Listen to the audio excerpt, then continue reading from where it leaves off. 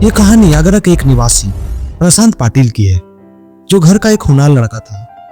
वो अपने तेज बुद्धि से किसी को भी चंद मिनटों में प्रभावित कर देता था। वो पढ़ लिख कर अपनी बूढ़ी माँ का सारा सपना पूरा करना चाहता था, परंतु घर की आर्थिक स्थिति ठीक नहीं होने के कारण उसे पढ़ाई छोड़ना पड़ा और मजबूरन गाइड का काम करता था। उसे अपने जीवन में एक ही बात का गर्व था कि वो आगरा का निवासी था। आगरा का ताजमहल पूरे विश्व में प्रसिद्ध था और वहां टूरिस्टों का आना जाना सा लगा रहता था, जिससे प्रशांत की अच्छी कमाई हो जाती और घर का खर्च निकल जाता था। ऐसे ही एक बार दिल्ली से एक कॉलेजों का ग्रुप आया, जिसकी प्रोफेसर प्रमीला थी। वो अपने विद्यार्थियों के साथ ताजमहल घूमने आई थी और उस ग्रुप का गाइड प्रशांत था। उस ग्रुप में सभी लड़कियां थी।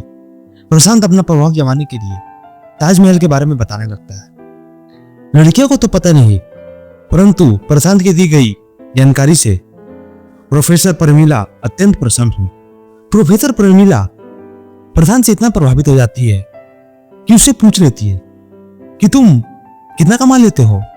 प्रशांत बोला, बस मैडम, घर का गुजारा चल जाता है। उसे प्रमीला कहती है कि तुम गुजारा करके नहीं बल्कि एक लग्जरी लाइफ जी सकते हो, और उसे एक अपना कार्ड देती है और बोलती है कि अगर तुम कुछ अच्छा करना है तो मुझे कॉल करना।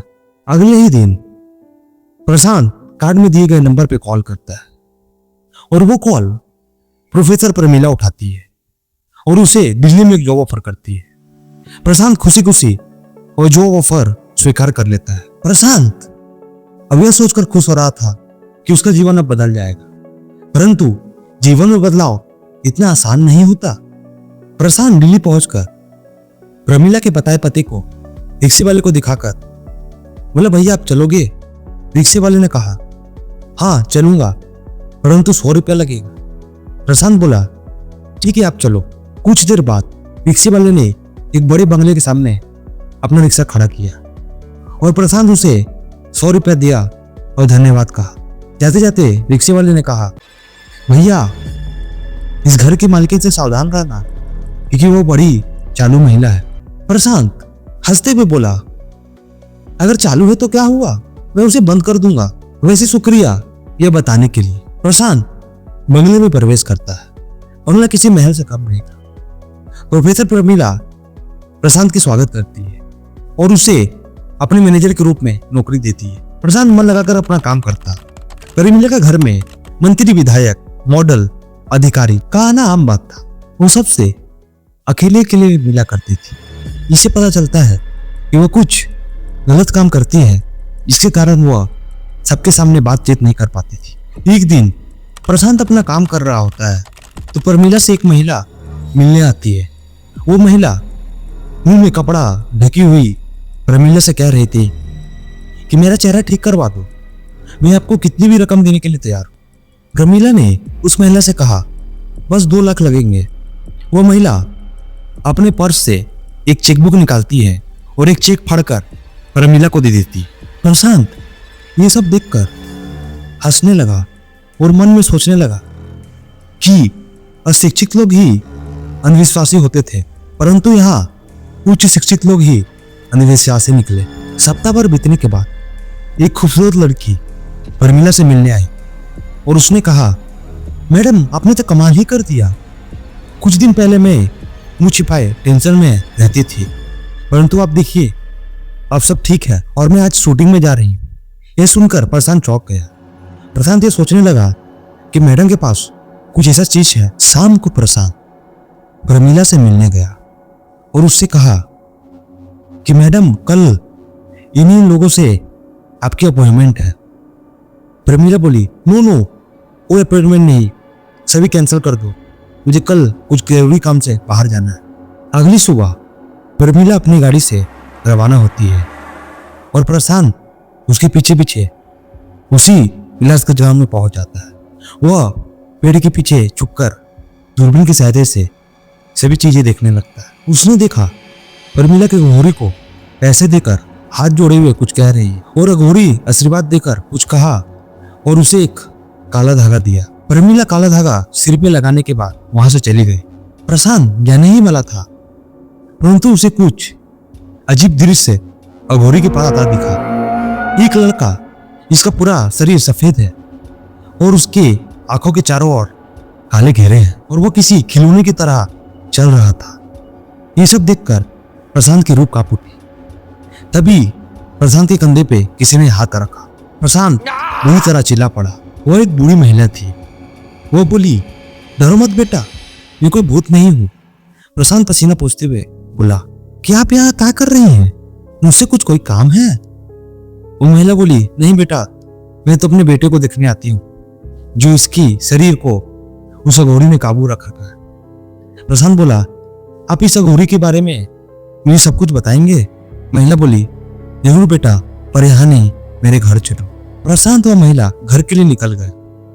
घर पहुंचकर वो महिला प्रशांत को कहानी सुनाना शुरू करती है।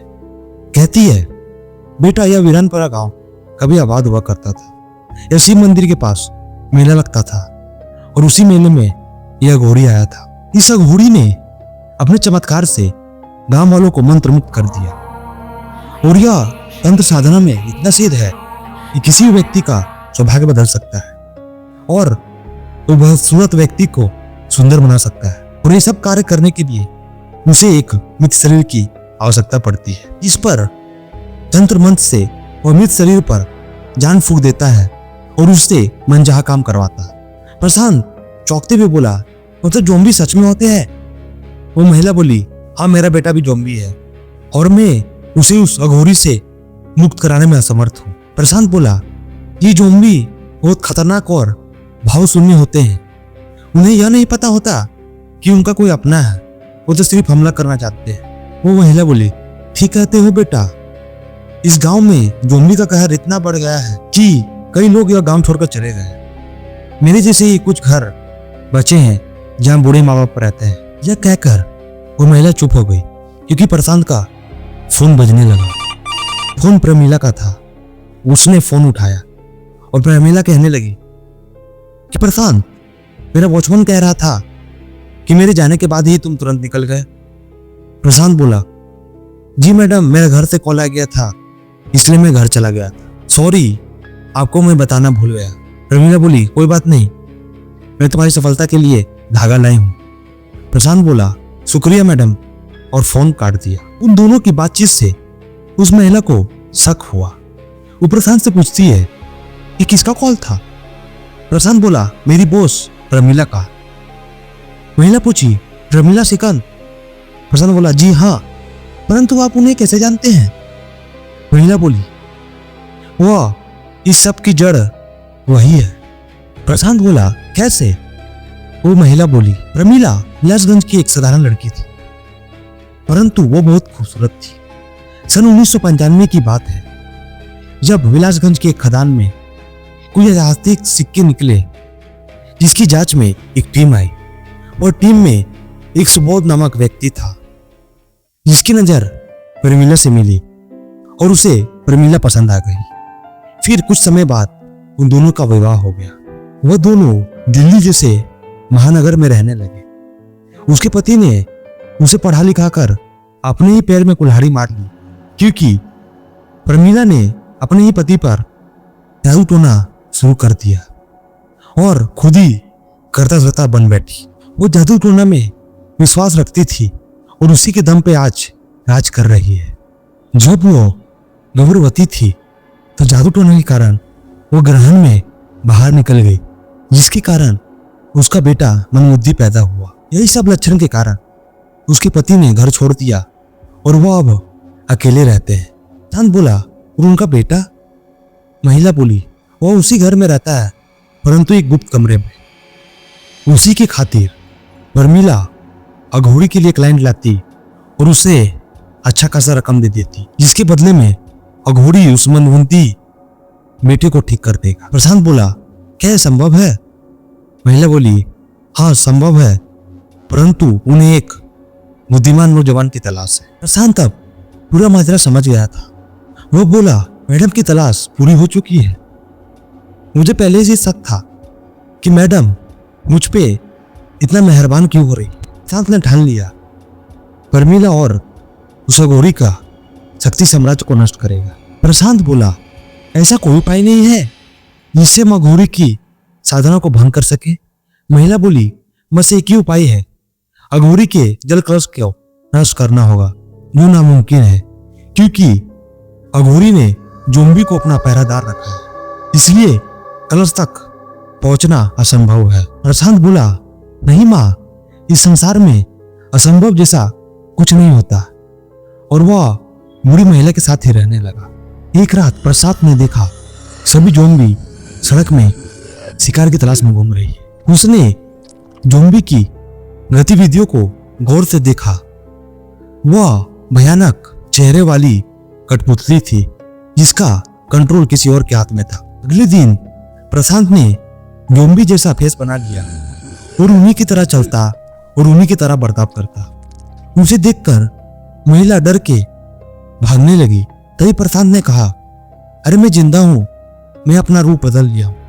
वो महिला पूछी, किस लिए? प्रशांत बोला, आज जोम्बी की टोली आएगी, मैं उसमें शामिल हो जाऊंगा। एकमात्र यही तरीका है जिससे अघोरी की शक्ति नष्ट कर सकूंगा। वह बूढ़ी महिला प्रशांत की बुद्धिमानी से खुश होकर उसे सफल होने का आशीर्वाद दिया। जब रात में जोम्बी की टोली आई, प्रशांत सावधान पूर्वक उसमें शामिल हो गया। वह जोम्बियों के साथ उस अघोरी का स्थान में पहुंचा। अघोरी विश्राम कर रहा था और दो जोम्बी उसके पैर दबा रहे थे। उसी कुटिया में एक भी दरवाजा नहीं था। वो अंदर से ही उन सब जोम्बी पे नजर रखता था। दिन में अघोरी शमशान चला जाता था मृत शरीर की तलाश में।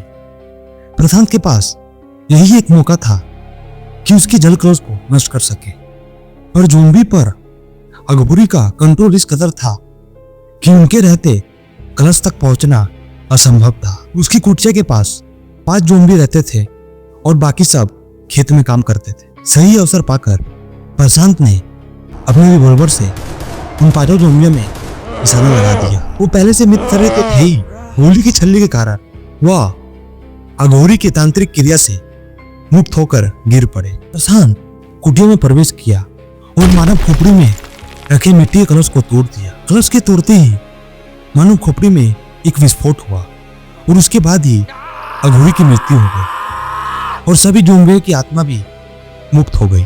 ये सब पता चलते ही परमिला अपनी मानसिक संतुलन खो बैठी और उसे पागल खाना में भर्ती करना पड़ा। प्रशांत बूढ़ी माँ से विदा लेकर अपनी माँ के घर पहुंचा और उन्हें सारी घटना बताई। उसकी माँ बहुत ही प्रसन्न हुई और कहने लगी, तूने बेटा अपनी बुद्धि से कई लोगों की जान बचाई। एक दिन प्रशांत से मिलने सुबोध आया और उसके हाथ में वसीयतनामा थमाकर बोला, मैं तुम्हारी बुद्धिमत्ता से प्रसन्न होकर यह तोहफा देने आया हूं, इसे स्वीकार करो और आज से तुम ही मेरे बेटे हो। और यह कहानी यहीं समाप्त होती है। अगर आपको वीडियो अच्छा लगे तो वीडियो को लाइक और चैनल को सब्सक्राइब करना ना भूलें। अगर आपके पास भी ऐसी कोई कहानी है तो हमारे डिस्क्रिप्शन में दिए गए जीमेल में मेल करें। अगली वीडियो में आप ही की कहानी में बनाऊंगा। तब तक के लिए बाय, मिलते हैं नेक्स्ट वीडियो में।